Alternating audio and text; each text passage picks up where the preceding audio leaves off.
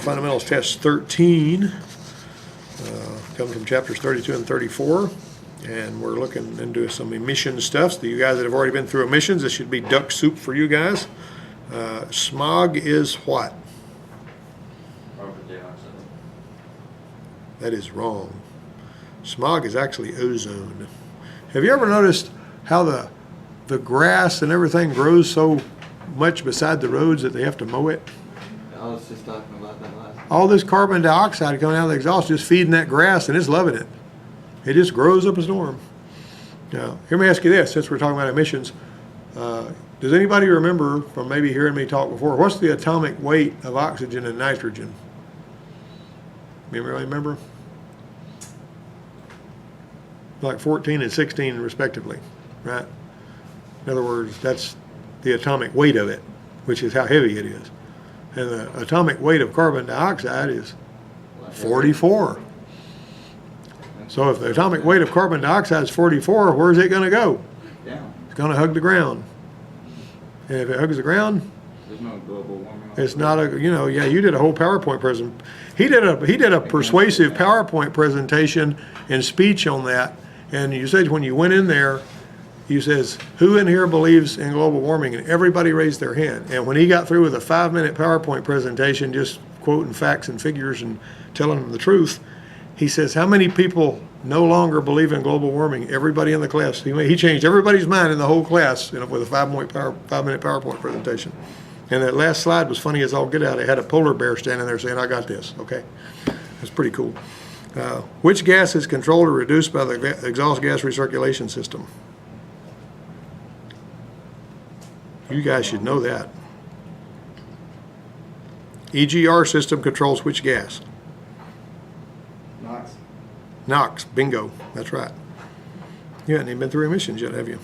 Anybody else know that? Did anybody else know that before? Did anybody else know it and just wasn't speaking up?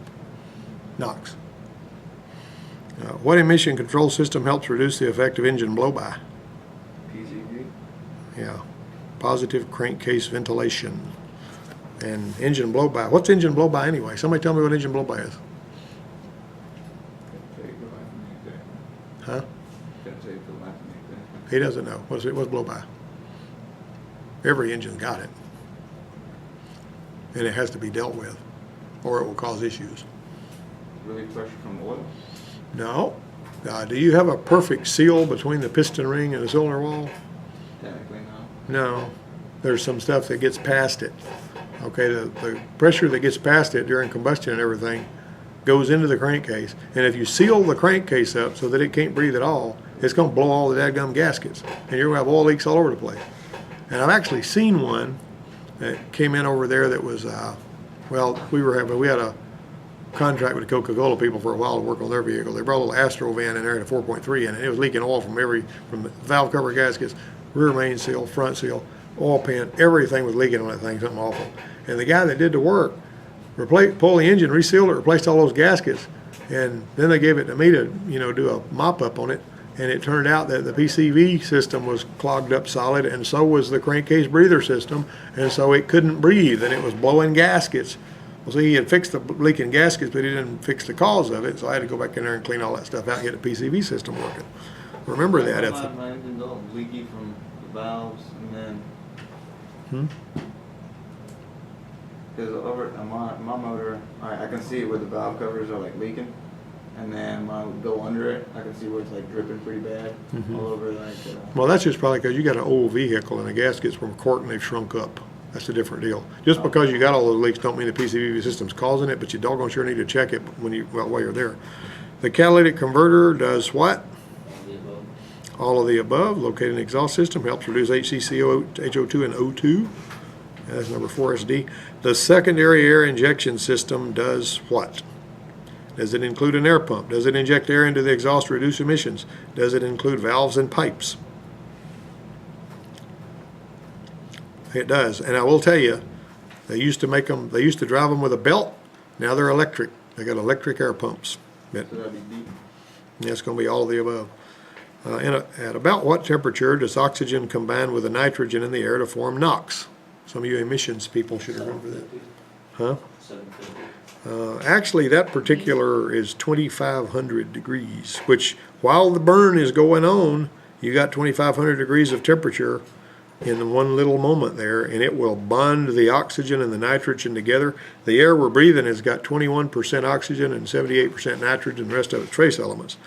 And it bonds those together and it turns it into oxides of nitrogen, which the reason they make it NOx is because that X is a subscript. It could be any number, you know, because there's several, you know, it's not always the same number, so they put an X there. What type hybrid uses 36 to 42 volts? Full hybrid. That's going to be a mild hybrid if you're using no more than that. And what type of hybrid is capable of propelling the vehicle using just the electric motor? Full hybrid. Yeah, full hybrid, full strong hybrid, full hybrid.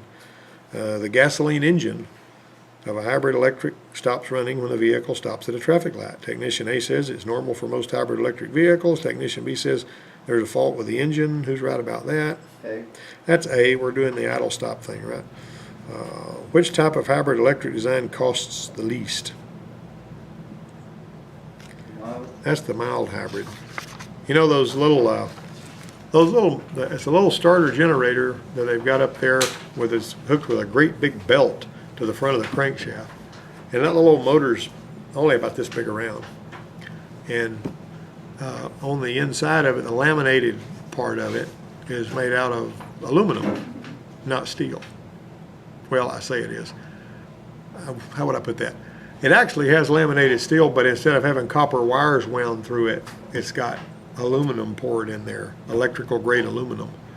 And the reason that they use those is because they don't cost very much to build. If you want to buy the rotor out of a regular hybrid motor, it's several $100s, but this little aluminum poured one that you could put in that thing if you have to have one is only like $40. But the thing about it is, Is it also less than weight?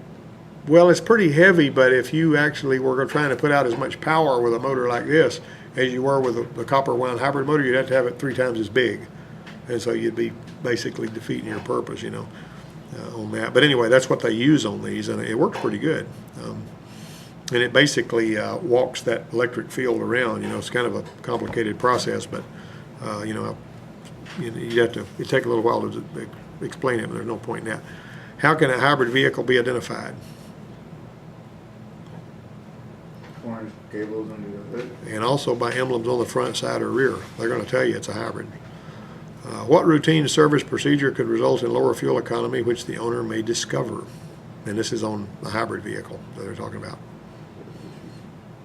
Did you know using a wrong viscosity oil or putting the wrong tires on it hurt the gas mileage? They say, I was getting 98 miles to the gallon, now I'm only getting 83. You did something that messed up my car, right? Let's see, Technician A says the first step in the diagnostic process is to verify the concern. Technician B says the second step is to perform a thorough physical inspection. Both. Who's right about that? That's going to be C, both of them.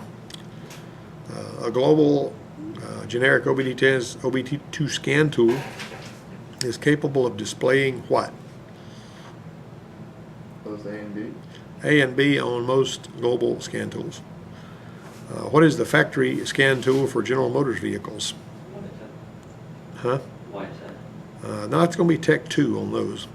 Although I will tell you this, a lot of your manufacturers are getting away from a handheld scan tool and they're using a laptop, usually a tablet, and a vehicle interface module. You guys seen the IDS I got in here where you get that red vehicle interface module and you're using your laptop? That's what most of your manufacturers are going to now. They use the processor in the laptop with an interface module, and it's basically, you know, a whole lot cheaper. Sounds like we got some rain coming out there. Did I leave my windows down? Yeah, there was a lightning strike real close to here, according to what my phone tells me. That's bad news, isn't it? Lightning strike was 5 miles from here. And hey, Gonzalez, stick your head out there and see if it's raining, or if it's getting ready to rain. I don't want to ride to lunch on a wet seat. Let's see. What's the factory scan tool for Ford? Brian, you've used it. What is it? Which one is it? No, IDS. that's the IDS, you know, that was, what's the factory scan tool for Chrysler Jeep vehicles? In a minute, YTech is gonna be right.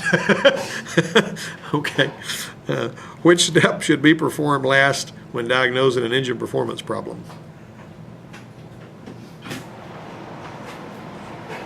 Hey, girl, is it trying to rain out there? Yeah. It is? Adam sent you an email. Huh? Adam sent you an email. Adam said what? Sent you an email. Oh, Adam, That's in this class. oh, take this key and switch on my Taurus and roll the windows up, if you don't mind. 80% chance. Huh? For that. Huh?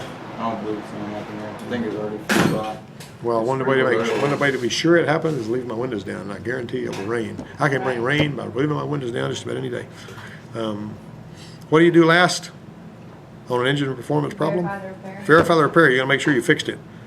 And that's what, you know, these service riders are pretty goofy sometimes. You'll say, okay, this thing needs, you know, spark plugs, one ignition coil, and it's gonna have to have these vacuum hoses replaced.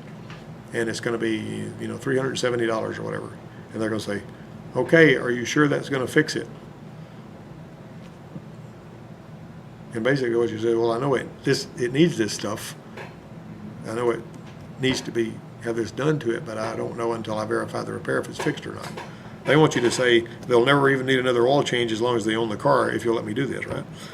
Which scan tool can access detailed information on many different makes and models? B. That's gonna be any of the above. Thank you a whole bunch. And what did he say on the email? Or did you look at it? Yeah, he said, sorry he hasn't come to class, he's been depressed, but he's coming tomorrow. Okay. Well, all right then. Thanks. You done? All right, well, I'm gonna tell Brett to bring my car up here tonight and just park it right there, so it'll be here for tomorrow. okay. All right.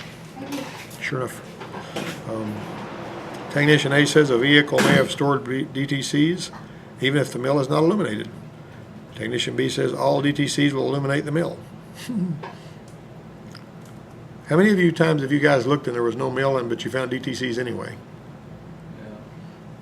Typically, the mill illuminated DTCs will be emission related, right? But you can have a pending DTC, right? We're gonna roll into Fundamentals Test 14, and we're gonna be talking in this particular one about tires. Tires are good, they are our What was friend. the answer number 20?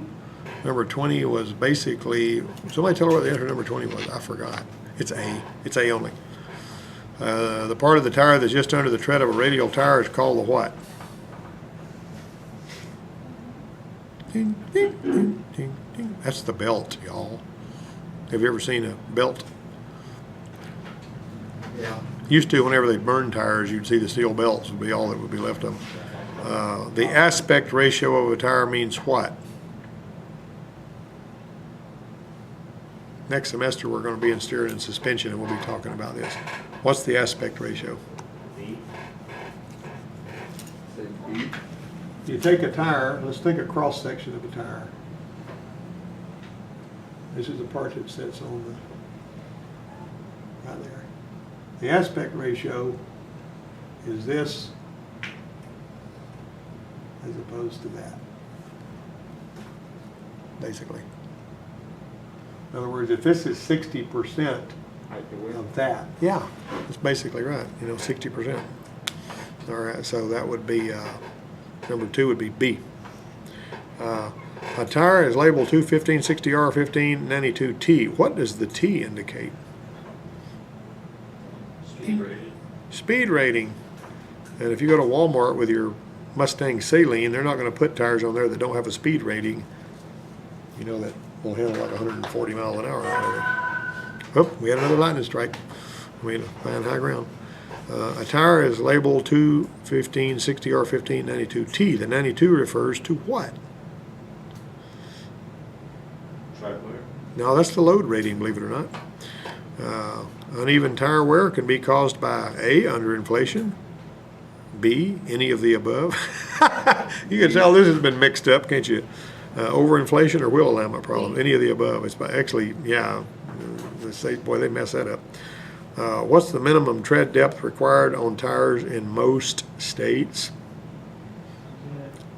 Think about it. You guys have done these vehicle inspections, which we're going to start doing them again because we're running out of time, huh? Deep. 2 seconds.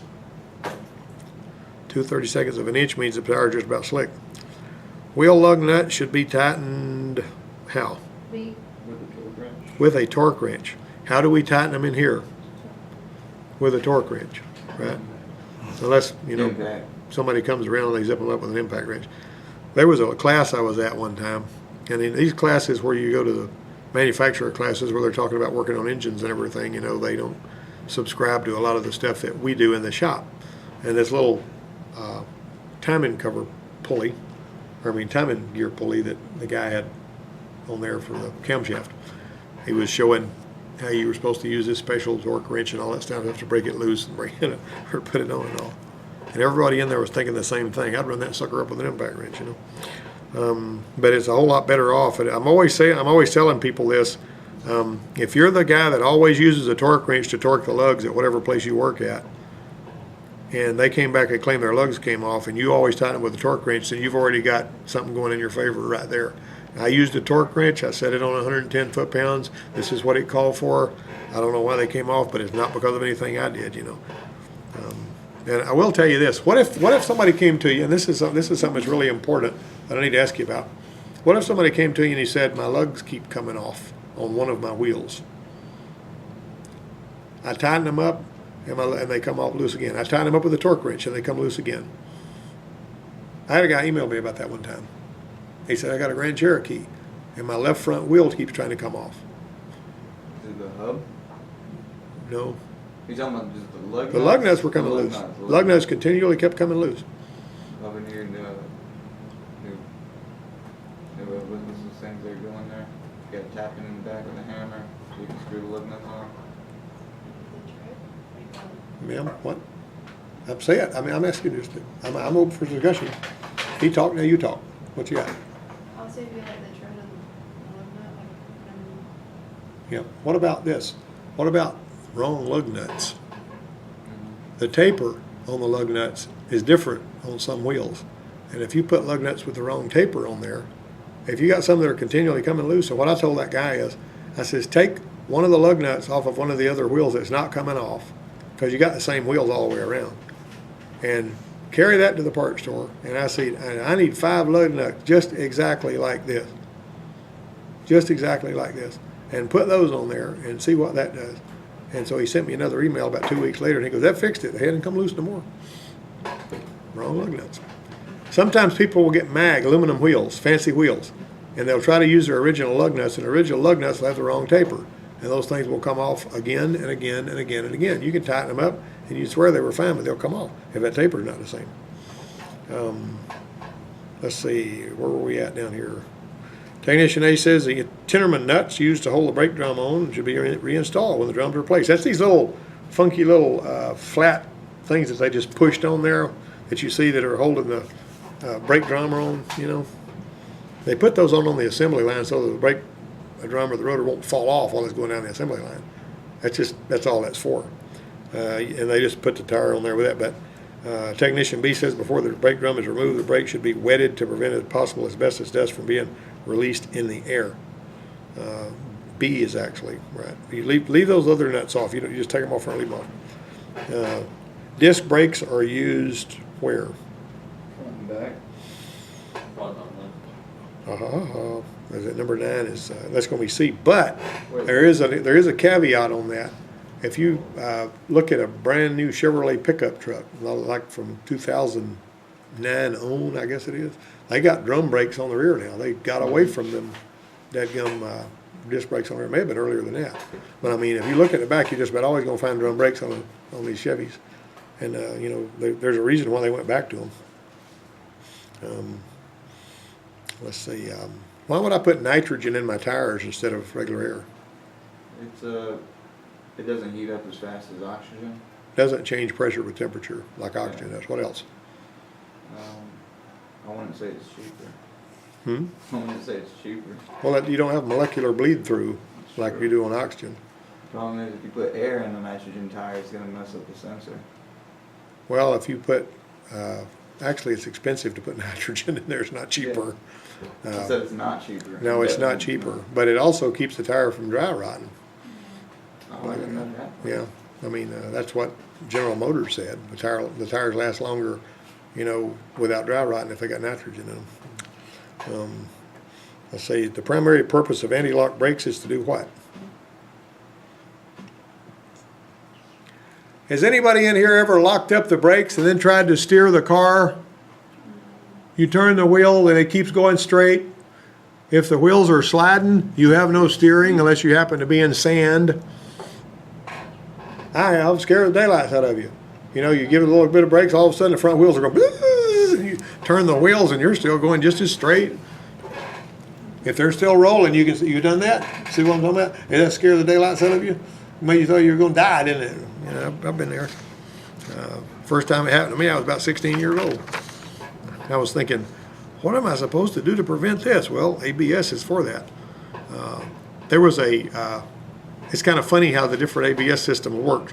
I was driving this Jeep Cherokee that I had worked on the ABS system on, and I fixed whatever was wrong with the ABS system, and then I just like to go and see if the ABS system's going to work, right? So on that four-wheel drive Jeep Cherokee, I went on a dirt road, and I just locked up the brakes. And they went, roop, roop, roop, roop, roop. You know, I just got on the brakes really hard. It was like a bucking Bronco. That's what the anti-lock brakes were, so you keep steering it. Well, I drove a little sports car that I worked on that had ABS on it, and I fixed the ABS on that, and I got out there on a wide, wet road. It was slick and rainy and had plenty of room out there, and there was no cars anywhere coming, and I said, I'm going to see how these ABS do. And I got going about 70, and I just stood on the brakes as hard as I could on that slick, wet road, and it went boom, and it stopped just like it was on dry pavement. You didn't feel any pulsation under the pedal or nothing. Well, there's a sliding scale between the one that goes whoop, whoop, whoop, and the one that goes boom. You know. Well, the wheel speed sensors on the sports car cost $200 a piece too, so it's actually operating at a lot higher speed, you know, because it's a sporty car. The proportioning valve is a part of what? Did I? I'm sorry. What is the color of the red warning light that indicates hydraulic system failure? Red. Red. Okay. What color is the ABS light? Amber. There she is, yawning over there. Proportioning valve is part of what system? Balance. The balance system, that's right. The types of frames on a car, if you look at vehicle frames, includes what? D. That's going to be any of the above depending on the vehicle, that is. A witness mark is what? I like C. A. Huh? A. It's A. It's actually when you, like if you're turning the wheel and you hear something scrubbing, you look up in there and you see where it's been touching. Another lightning strike. Better head dry ground. Huh? I'm putting down C on this one. Yeah, person who witnesses an accident. The rotation of the steering wheel causes which part to move the actual steering linkage in a rack and pinion steering system? The worm here? Wait. What? Ding, ding, ding, ding. What, number 5? It's the rack which is connected to the front wheels through the tire I rods. didn't read that right. Yeah, the rotation of the steering wheel causes it to move. Which is, I guess you could probably say the, the pinion, but but it's not one of the choices. Which is the type of spring? All of them? All of them, torsion bar, leaf, coil. Most trucks and larger rear-wheel drive vehicles use what type of frame? Full frame? Full frame, that's why police are all using them SUVs now, because they like to have a full frame vehicle. It's those Chargers look really cool and run really fast, but they ain't really worth a toot for police work. So you see them driving Chevy Suburbans and stuff now. Let's see. Which of the following is not true of a McPherson strut? A, they are used only on the front of the vehicle. B, the strut assembly controls spring oscillation. C, McPherson strut spring suspension systems may include an upper bearing. Or D, McPherson struts attached to the steering knuckle. So it's C? They have them all the way around, so that's not going to be A. They are. It's not true of a McPherson strut to say they're only used on the front of the vehicle. Why is a McPherson strut better for vehicle stability than what you'd find on a full frame vehicle? Isn't that both like... I can't remember. I remember we were talking about it though. Yeah. Here we go. Okay, I'm gonna build a vehicle, and I'm gonna put an axle under it with wheels on it, right? And I'm gonna put springs right here. I'm gonna put And I'm gonna go around a corner really fast. What's gonna happen? It's gonna try to turn over, isn't it? See what I'm saying? Well, what if I changed it? And I did this.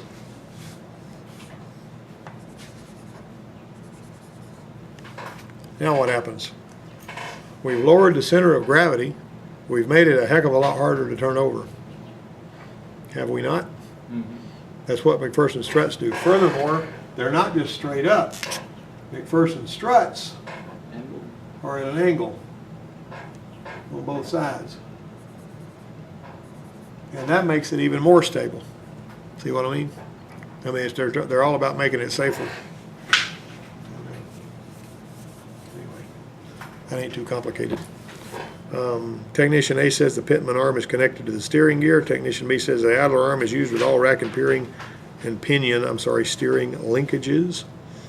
That's A only. Has the steering gear on a parallelogram system is that. In other words, the Pitman arm's on a parallelogram steering system, which is the kind like the Broncos got and the kind like that Crown Vicky out there that 98 Crown Vic's got. Technician A says federal law requires all vehicles to be equipped with a collapsible steering columns. Technician B says the tilt mechanism allows the steering wheel to turn more sharply. Okay. That's A only. Tilt mechanism just gets it out of the way. On fundamentals 13, I didn't get 16 or 17. Those factory cancel for Ford vehicles. D and D.